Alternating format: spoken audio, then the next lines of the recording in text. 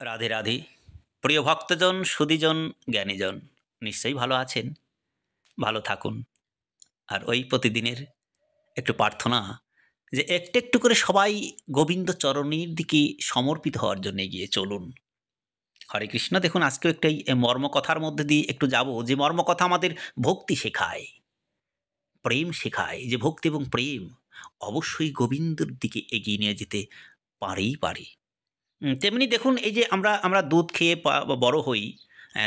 দুধটা কি? দুধ হচ্ছে দুধ, ধরুন জ্ঞান। আর এর মধ্যে যে বিশেষ উপাদান আছে সেগুলোকে জানাই কিন্তু হলো বিজ্ঞান। হ্যাঁ, যেমন এটাকে ভাঙতে হবে। যেমন দুধ দিয়ে আমরা যেমন পনির হয়, দুধ থেকে দই হয়। এই যে বিশ্লেষণগুলো, এই বিশ্লেষণ বিশেষ উপাদান আছে কি না, এগুলো জানাই হলো বিজ্ঞান। তেমনি একটু কথা দেখুন, এখানে উঠে আসছে যে অজ্ঞানীর চেয়ে জ্ঞানীও ক্ষতিকর যদি সেই জ্ঞানীর মধ্যে শুদ্ধ আচরণের প্রকাশ না পায়। শুদ্ধ আচরণ যদি প্রকাশ না পায় না, তাহলে সে ভয়ঙ্কর অজ্ঞানী হয়ে ওঠে। হ্যাঁ, এই জন্য এখানে বলা হচ্ছে যে অজ্ঞানীর চেয়ে জ্ঞানীও ক্ষতিকর যদি জ্ঞানীর মধ্যে শুদ্ধ আচরণের প্রকাশ না পায়। আর শুদ্ধ আচরণ ছাড়া কখনোই ভগবানের ভক্ত হয়ে ওঠা যায় না।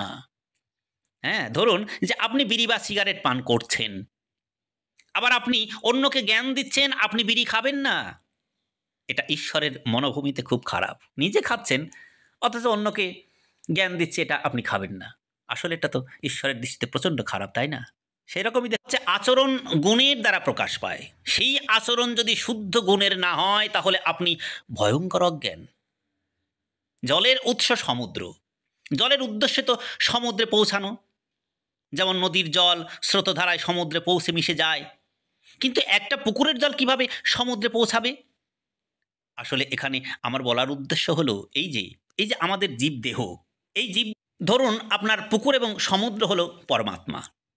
আপনার উচিত হলো পুকুর বা কূপ থেকে কিভাবে সমুদ্রের সঙ্গে মিশবেন।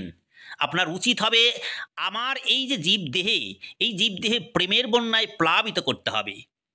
প্রেমের বন্যা যদি প্রেমের দ্বারা যদি করতে পারেন, তাহলে অবশ্যই সমুদ্র আপনার কাছে প্রেমের বন্যা হয়ে মিশে যাবেই যাবে। ওই যে এখানে ধরতে বললাম যে সমুদ্রই হলো পরমাত্মা, ধরুন। তাহলে সেই সমুদ্র নিশ্চয়ই আপনি হলো নদী। এই নদী যদি প্রেমের বন্যা আপনি বয়ে বয়ে তোলেন না, ভগবান সমুদ্র হয়ে নিশ্চয়ই সেই সমুদ্র থেকে নদীতে প্রেমের বন্যা অবশ্যই বয়ে আনবেই। হরি ওম তৎসৎ, হরি ওম তৎসৎ। ঈশ্বর সবাইকে মঙ্গল করুন।